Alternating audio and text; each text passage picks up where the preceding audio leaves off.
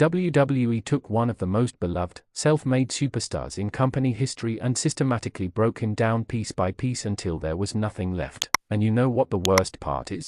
Zack Ryder did everything right. He played by their rules, he got himself over, he connected with millions of fans, and they punished him for it. This is the tragic story of how WWE betrayed their own creation. Long Island Iced said, "The broski, Zack Ryder, whatever you want to call him, Matt Cardona was living proof that passion, creativity, and hustle could take you to the top in WWE. But he was also living proof that no matter how hard you work, no matter how much the fans love you, if you're not Vince McMahon's chosen one, you're expendable." Today, we're diving deep into the unforgettable moments of Zack Ryder's WWE career, and trust me, this isn't just a nostalgia trip. This is a masterclass in how not to treat your talent. Let's rewind to 2011. Zack Ryder was stuck in WWE purgatory. He was barely getting TV time, working dark matches, and essentially told his services weren't needed. But instead of giving up, instead of complaining backstage, Ryder did something revolutionary. He picked up a camera, created a YouTube show called Z,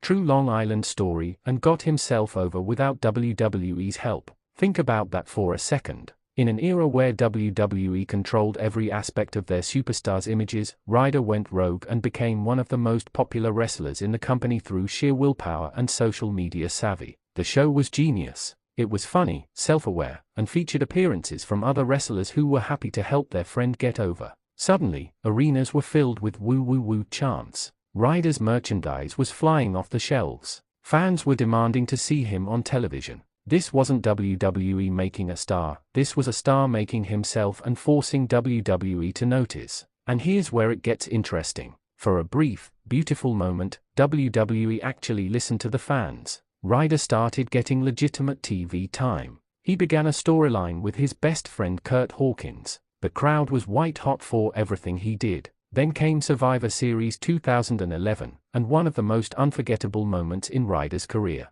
Quick question for the comments: who was your favorite YouTube wrestler before social media took over WWE? Drop your answers below. At Survivor Series, Ryder wasn't even supposed to be in the main storyline. But when The Miz and R-Truth attacked during the main event, who came out to even the odds? Zack freaking Ryder. The pop he received was nuclear. The fans went absolutely ballistic. This was the moment WWE should have realized they had lightning in a bottle. And to their credit, for once, they actually capitalized on it. December 2011, TLC pay-per-view, Zack Ryder vs. Dolph Ziggler for the United States Championship. The story was perfect. Ryder, the ultimate underdog who literally created his own opportunity, finally getting his moment to shine on the big stage. And when he won that title, when he climbed that ladder and grabbed the championship, it wasn't just a title change. It was validation. It was proof that hard work, creativity, and connecting with fans could still matter in WWE. The celebration was incredible.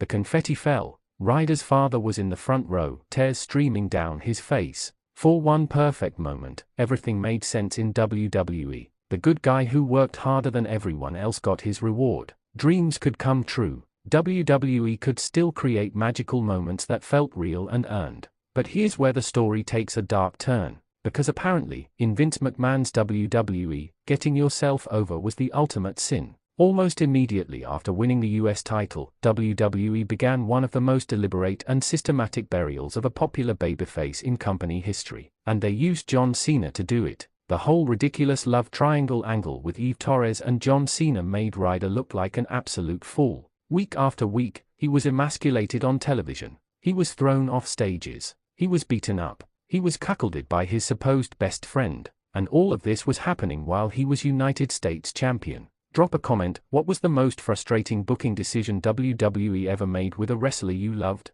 The message was crystal clear. You don't get yourself over in WWE. WWE gets you over. And if you dare to bypass their system, even if the fans embrace you, even if you're making them money, they will make an example out of you. Ryder lost the US title to Jack Swagger in a match that lasted less than 10 minutes, on a random episode of Raw, and then was immediately relegated back to irrelevance. But even in the darkness, there were unforgettable moments that showed what could have been. Remember when Ryder briefly held the Intercontinental Championship? It was at WrestleMania 32 in the ladder match. For one night, in front of over 100,000 fans at AT&T Stadium, Ryder climbed the ladder and became Intercontinental Champion. The pop was massive. Fans who remembered his initial rise were thrilled to see him get another moment in the sun. And what did WWE do with it? They had him lose the title the very next night on Raw to The Miz in 7 minutes. 7 minutes. They couldn't even let him have a week with the championship. It was almost spiteful at that point.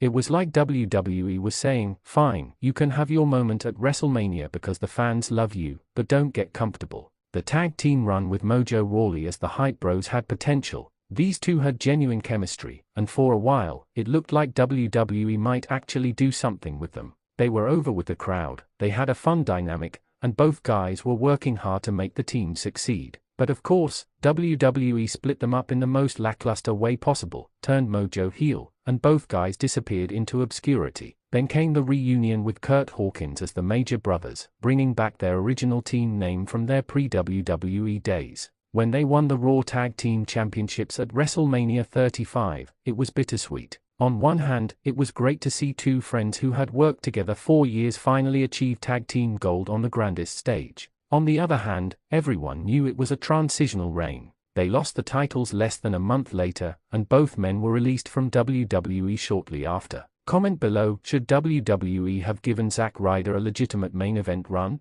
Yes or no? Here's what makes the Zack Ryder story so frustrating and so unforgettable. He did everything WWE claimed they wanted. He was passionate about the business. He worked his ass off. He was a company guy who never complained publicly. He found innovative ways to connect with the audience. He moved merchandise. He got genuine reactions from the crowd. And WWE treated him like an inconvenience. Think about the precedent this set. After Ryder's burial, how many other wrestlers were afraid to get themselves over? How many people with great ideas sat on them because they saw what happened when you outshine WWE's creative plans? The Zack Ryder story isn't just about one wrestler's unfulfilled potential. It's about WWE's fundamental philosophy that the company is always more important than the individual, even when the individual is making the company better. Now, here's the redemption arc. After WWE released him in 2020 during the pandemic cuts, Matt Cardona did something incredible. He rebuilt himself on the independent circuit and became one of the most sought-after wrestlers in the industry. His run in Impact Wrestling, GCW, and various independent promotions showed that Zack Ryder was never the problem. The booking was the problem. Given creative freedom, Cardona transformed into an incredible heel, a savvy businessman, and proof that WWE doesn't have a monopoly on success. The Deathmatch King run, where he ironically embraced hardcore wrestling despite being known as a PG wrestler in WWE, was brilliant character work. His social media game remained top tier. He even became the NWA World's Heavyweight Champion, capturing a title with more than 70 years of history. Matt Cardona proved that the passion that drove him to create said true Long Island story was real, and that given the opportunity, he could thrive. Looking back at those unforgettable Zack Ryder moments, from the YouTube show that changed how wrestlers approached social media, to the US title win that should have been the beginning of something special, to the bittersweet WrestleMania moments that felt like consolation prizes, we see a complete story. We see what happens when talent and opportunity align, and what happens when corporate egos get in the way of good business. The legacy of Zack Ryder in WWE is complicated. On one hand, he proved that self-made success is possible in the modern era. He inspired countless wrestlers to take control of their own narratives and use social media to build their brands. On the other hand, he became a cautionary tale about what happens when you get yourself over without permission. But here's what WWE never understood: those unforgettable moments, the genuine pops, the real emotions from fans who saw themselves in the underdog who refused to quit, those can't be scripted. They can't be manufactured by a creative team. They have to be earned, and Zack Ryder earned every single one of his moments. Final question: what's your favorite Zack Ryder moment? Let us know in the comments, and make sure you hit that subscribe button and share this video because these are the stories WWE doesn't want us talking about.